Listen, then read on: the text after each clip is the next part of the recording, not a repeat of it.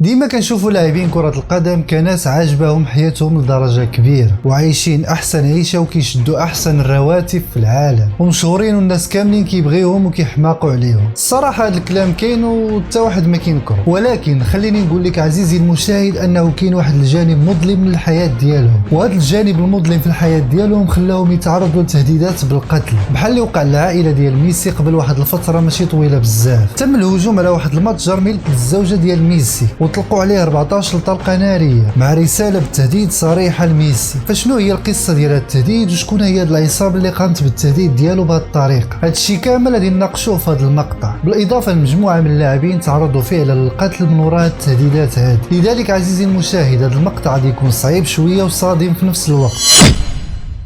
السلام عليكم ورحمة الله تعالى وبركاته، معكم ياسين في مقطع جديد. مقطعنا اليوم كما شفتوا في المقدمة غادي يكون مقطع غريب والاحداث ديالو صعيبة شي شوية، ومحال تسيق هادشي اللي غادي تسمعه، لان الاغلبية ديالنا ما كيشوفش هاد المعاناة اللي كيعيشوا هاد اللاعبين اللي كيكونوا مشهورين، وكنشوفوا غير حياة الرفاهية اللي كيعيشوا. هاد اللاعبين المشهورين اللي كيتعرضوا لهادشي الذنب الوحيد ديالهم في الحياة هو انهم ناجحين في المجال اللي كيحبوه ومشاو فيه بعيد، واللي هو طبعا كرة القدم. وقبل ما نبداو ما تنساوش اللايك والاشتراك في القناة، اللي باقي ما مشترك يشترك، ورك على لايك وهذه ما نخسر حتى شي حاجة. وما تنساوش تتابعوني على الانستغرام، ها هو راه كنحط فيه الريلزات تقريبا يوميا، يقدروا يعجبوكم تابونا فيه حتى هو باش نتواصلوا مع بعضياتنا. وقبل ما هادشي كامل صلي على الحبيب المصطفى عليه افضل الصلاة والسلام.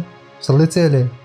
يلا نبداو على بركة الله. موضوع التهديد ديال ميسي والعائلة ديالو رونوا مواقع التواصل الاجتماعي خلال الفترة الماضية، خاصة أن ميسي من أشهر لاعبين كرة القدم في العالم ومحبوب عند معظم عشاق كرة القدم، وهذا الموضوع بالتحديد كان صادم لدرجة كبيرة. القصة ديالنا كتبدا قبل فترة من جا واحد المجموعة ديال الأشخاص المجهولين وقاموا بإطلاق النار على واحد السوبر ماركت كتمتلكو العائلة ديال الزوجة ديال ميسي. هاد العصابة ماشي هجموا على المتجر ودخلوا ليه وبداو كيطلقوا القرطاس، ولكن قاموا بإطلاق الرصاص خارج المتجر، يعني مع لا برا بداو كيطلقوا القرطاس على الزاج ديال البيبان ديالو. مجموع الطلقات اللي طلقوا وصلت 14 طلقه، وقبل ما يمشيو في حالهم خلاو واحد الرساله تهديد لميسي. والصدمه في الامر ان هاد الناس اللي قاموا بهذا الفعل ناس من الارجنتين، يعني ماشي من خارج الارجنتين، يعني ناس من تما وجاو داروا هذا الشيء، وبالتحديد من مدينه روزاريو شمال الارجنتين. المفروض اللي كنعرفوه كاملين ان الارجنتينيين كيحماقوا على شي حاجه سميتها ميسي، خاصه من جاب لهم كاس العالم هاد السنه. طبعا اول سؤال غادي يجي في بالك اش خلاو ليه في ديك الرساله ديال التهديد. للاسف عزيزي المشاهد داكشي اللي مكتوب في الورقه تهديد مباشر لميسي، كاتبين ليه ميسي حنا كنتسناوك، وبابلو تاجر المخدرات ما غاديش يحميك. وطبعا بابلو جاكفين هو رئيس بلديه الارجنتين. اذا التهديد لميسي كان واضح وصريح. ومن بعد خرج رئيس البلديه بواحد التصريح وقال هادشي اللي داروا هاد الرجال العصابات راه غير واحد الاشهار باش يشهروا راسهم، زعما يقولوا حنا كاينين، وراه ما غادي يقتلوا ما غادي يديروا حتى شي حاجه، راه غير كيهضروا صافي. هادشي اللي قدروا الله عليه هاد رئيس البلديه وخرجوا قالوا بحال شي حاجه عاديه، وفعلا تقدر تكون عاديه في الارجنتين، لان مدينه روزاريو من اخطر الاماكن في الارجنتين، واللي كيتجمعوا فيها معظم رجال العصابات وتجار المخدرات. واللي كيزيد يعقد الامور ان ليونيل ميسي عنده واحد القصر وسط هذه المدينه. وباش تعرفوا الخطوره ديالها، العام اللي فات وقعت فيها 270 جريمه قتل. واللي حيرني في هذا الموضوع ان ليونيل ميسي ما هضرش على هادشي نهائيا، وما خرج لا في تصريح لا في حتى شي حاجه، بحال اللي ما وقع والو. واش خايف من دوك رجال العصابات ولا ما بغاش الامور تزيد تطور؟ الله اعلم. والحمد لله من ما وقعوش شي خسائر في الارواح،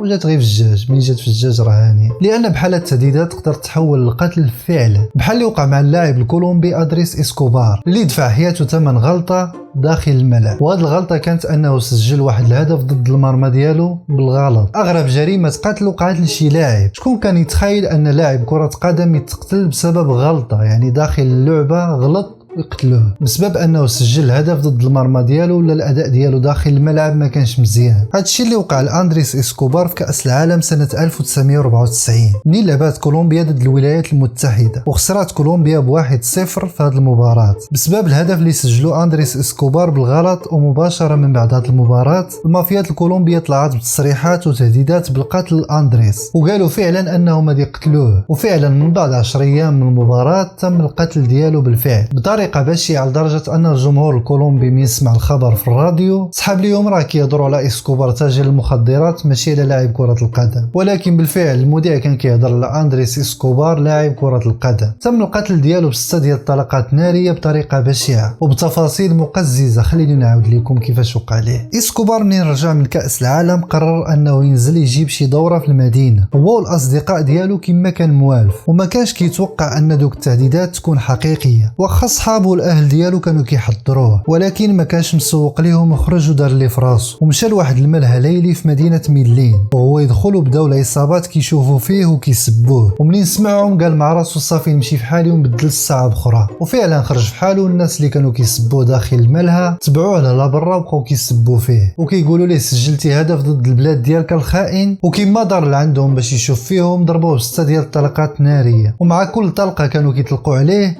كانوا كيقولوا جول وكيضربوا جول وكيضربوا. عرفتوا علاش كانوا كيقولوا هذه الكلمه ولا ما عرفتوش؟ كنظنكم ما عرفتوش، انا غادي نقول لك. لانه من يسجل الهدف ضد المرمى ديالو في المباراه المذيع كرر الكلمه تقول 6 ديال المرات. الله ياخذ الحق في هذا المذيع، كون قالها غير مره واحده كانوا يقدروا يعتقوه، هو قالها 6 ديال المرات جول جول جول جول. داكشي اللي داروا العصابه كلها جول برصاصه. ومن بعد هادشي اللي وقع تم نقل إسكوبار مباشره للمستشفى، ومن بعد 45 دقيقه بالضبط توفى مسكين ودات ليه جنازه كبيره حضروا اكثر من 100,000 شخص. صحاب لكم سالينا باقي الليسته ديالنا عامره. خلوني نعاود لكم على محمد صلاح كيفاش تم التهديد ديالو بالقتل. محمد صلاح الغني عن التعريف لاعب كره قدم مصري وكيتعتبر من اشهر 10 لاعبين موجودين في الساحه، وحاليا هو الهداف التاريخي لليفربول ومشهور على مستوى العالم. والصدمه انه في تصفيات كاس العالم 2022 تم تهديد محمد صلاح بالقتل قبل مباراه مصر والسنغال اللي خسرت فيها مصر ضد السنغال. محمد صلاح كان في الفندق قبل ما يمشي للمباراة، ومنين كان خارج من الفندق باش يمشي للمباراة تبعوا واحد الشخص وهددوه بالقتل وقال ليه الا غلبات مصر السنغال غادي نقتلوك. وفي هذه المباراة اصلا وقعت اكبر عملية غش منين كان جمهور السنغال كيطلقوا اشعة الليزر على محمد صلاح واللاعبين ديال الفريق المصري، وبسبب هادشي اللي دار جمهور السنغال خسرات مصر بركلات الترجيح، لان بكل بساطه اللاعبين المصريين ما كان كيبان لهم حتى شي حاجه. كيفاش بغيتيهم يخشيو هاد الكره؟ ولكن الفيفا ما قال حتى شي حاجه على هادشي وما قبلتش ان هاد المباراه تعاود وخلات الامور كما هي. علاش؟ والله اعلم. واخر واحد معنا في القائمه هو محبوب الجماهير مسعود اوزيل اللي هجمت عليه عصابه بتهديد السلاح الابيض. مسعود اوزيل لاعب الماني من اصول تركيه مسلم واللي كيحب المسلمين وكيدافع عليهم دائما، وهذا الموقف ديالو مع المسلمين كان كيدير ليه مشاكل كثيره وكان احد الاسباب اللي خرجته من الفريق ديالو العنصري الالماني. مسعود اوزيل في احد الايام كان في لندن كيزور واحد الصديق ديالو اللي كان كيلعب معاه في نفس النادي، لكن عزيزي المشاهد كيما خرج اوزيل من عند الصديق ديالو وبغى يركب في السياره ديالو جاو واحد الجوج فوق واحد الموطور وعندهم السلاح الابيض في يديهم وبغاو يسرقوا مسعود اوزيل، وهنا جا الصديق ديالو ودافع عليه وجرى عليهم قبل ما تجي الشرطه وتلقي القبض عليهم. وحتى لهنا كنكون وصلنا لنهايه المقطع ديالنا. كنتمنى يكون عجبكم واستفدتوا منه واستمتعتوا به شي شويه. ما تنساوش اللايك والاشتراك في القناه، واهم حاجه صلوا على الحبيب المصطفى عليه أفضل الصلاة والسلام. سبحانك الله وبحمدك، أشهد أن لا إله إلا أنت، استغفرك وأتوب إليك. إلى اللقاء.